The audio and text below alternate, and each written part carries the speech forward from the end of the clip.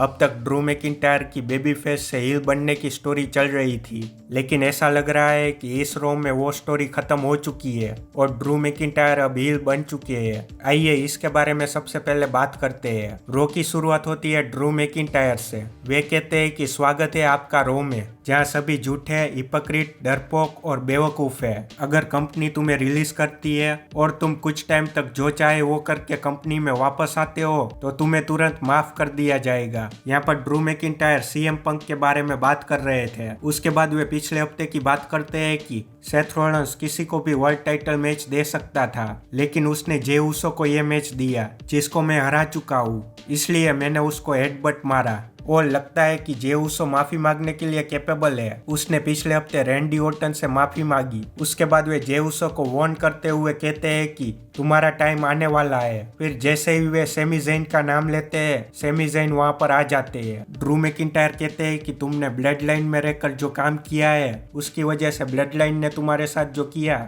वो तुम डिजर्व करते हो। सेमी ज़ेन कहते हैं कि मुझे लगा था कि हम दोनों एक जैसे हैं, लेकिन मैं गलत था, क्योंकि जब रोमन रेंस ने मुझे हराया तब मैंने हार नहीं मानी। मैंने मेहनत करी और रेसलमेनिया में टैग टाइटल्स जीते, लेकिन तुम रोमन रेंस से हारने के बाद दूसरों को ब्लेम करते रहे। मैंने अपनी फैमिली को प्राउड कराया। क्या तुमने ऐसा कुछ किया जिससे तुम्हारी फैमिली तुम पर प्राउड हो? जिसे सुनकर ड्रू मैकिंटायर गुस्सा होते हैं और रेफरी को बुलाते हैं। फिर उन दोनों का मैच होता है। मैच बहुत अच्छा रहता है। इसमें सेमी ज़ेन को पैर में दर्द हो रहा था, जिसे देखकर ड्रू मैकिंटायर उनके पैर पर वार करते हैं और क्लेमोर मार के इस मैच को जीत लेते हैं। जैसा कि पिछले रो में ड्रू मैकिंटायर ने सेथ रॉलिंस को कहा था कि क्राउन जूल में वे इसलिए हारे क्योंकि उनको सेथ रॉलिंस पर दया आ गई थी, लेकिन वे दोबारा ये गलती नहीं करेंगे। इसी वजह से उन्होंने सेमी ज़ेन पर दया नहीं दिखाई और मैच को जीत लिया। लेकिन मैच के बाद बैक स्टेज वे सेमी ज़ेन को मारते हुए कहते हैं कि तुमने सोचा भी कैसे कि तुम मेरी फैमिली के बारे में बात कर सकते हो। फिर वे उनके इंजर्ड पैर पर वार करते हैं। उसके बाद मेन इवेंट में सेथ रॉलिंस और जे उसो का वर्ल्ड हेवीवेट चैंपियनशिप के लिए मैच होता है।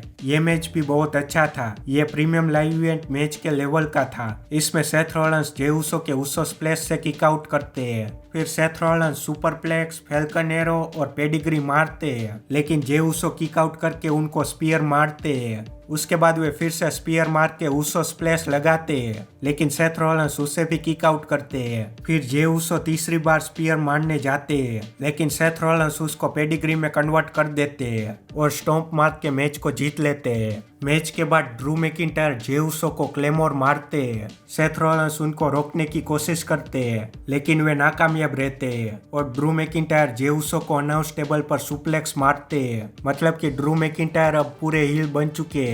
लेकिन इस मैच से पहले एडम पियर्स सेथ रॉलिंस के पास जाकर कहते हैं कि उन्होंने सीएम पंक को अगले रो के लिए बुलाया है और वे उनको फ्री एजेंट से रो के सुपरस्टार बनाना चाहते हैं। सेथ रॉलिंस कहते हैं कि मुझे नहीं सुनना, तुम्हें जो भी करना है वो करो। जब वो अपने असली रंग दिखाएगा तब मुझे मत कहना। इसे देखकर ऐसा लग रहा है कि इन दोनों की राइवलरी अब शुरू हो चुकी है और शायद हमें इन दोनों का मैच रॉयल रंबल में देखने को मिलने वाला है। खैर, शो में कोडी रोड्स का प्रोमो भी होता है जिसमें वे शिंसुके नाकामुरा को बुलाते हैं, लेकिन उनका वीडियो प्ले होता है जिसमें वे कहते हैं कि उन दोनों की स्टोरी एक जैसी ही है। दोनों रॉयल रंबल जीते थे और दोनों रेसलमेनिया में अपना टाइटल मैच हारे थे और कहते हैं कि मुझे मेरी स्टोरी फिनिश करने का मौका नहीं मिला, इसलिए मैं तुम्हारी स्टोरी फिनिश करूंगा। कोडी रोड्स कहते हैं कि हमारी स्टोरी एक जैसी नहीं है। मेरी स्टोरी में मैं किसी फाइट से भागता नहीं हूँ। अगर तुम कह रहे हो कि हम दोनों सेम है तो प्रूव करो। और उन दोनों का मैच अगले रो के लिए बुक किया जाता है। अब इंपीरियम और DIY के 2 आउट ऑफ 3 फॉल्स मैच की बात करते हैं। ये मैच अच्छा था। इसमें लडविग काइजर चांपा को रोल अप करके पहला पिन करते हैं। उसके बाद जॉनी गार्गेनो जियोवानी विंची को रोल अप करके दूसरा पिन उनकी टीम के लिए करते हैं। आखिर में DIY meet in the middle मार के इस मैच के विनर बनते हैं। फिर जजमेंट डे का बैक स्टेज सेगमेंट था, जहां आर्ट ट्रूथ पुराना टीवी लेके उनके क्लब हाउस में बैठे थे और उनको लग रहा है कि वे जजमेंट डे का हिस्सा है। इसलिए जब डेमियन प्रीस्ट कहते हैं कि चले जाओ, तब आर्ट ट्रूथ जेडी मैकडाना को कहते हैं कि तुम्हें यहाँ से जाना चाहिए। इतना ही नहीं, वे जेडी मैकडाना और डोमिनिक मिस्टीरियो को सपोर्ट करने के लिए उनके और द क्रीड ब्रदर्स के मैच में भी आते हैं। ये मैच भी अच्छा था। अगर the creed brothers undisputed tag team champions बन जाएंगे तो भी मुझे कोई प्रॉब्लम नहीं होगी, क्योंकि अब तक उनका हर एक मैच अच्छा रहा है। इस मैच में वे अपनी फिनिशर मार के मैच को जीत लेते हैं। इसके अलावा शो में नाया जैक्स और शेना बेजलर का भी मैच था, जिसमें नाया जैक्स अपनी फिनिशर मार के जीत जाते हैं। मैच के बाद बेकी लिंच आते हैं, जिसे नाया जैक्स वहां से चले जाते हैं। फिर आगे नटालिया और टीगन नोक्स का मैच केइडन कार्टर और कटाना चांस के साथ होता है। इसमें दोनों टीम्स के बीच केमिस्ट्री नहीं दिखी, ज्यादातर मूव्स अच्छी तरह से नहीं लग रहे थे। इस मैच के विनर केइडन कार्टर और कटाना चांस बनते हैं। आपको कैसा लगा ये रो कमेंट में जरूर बताइए।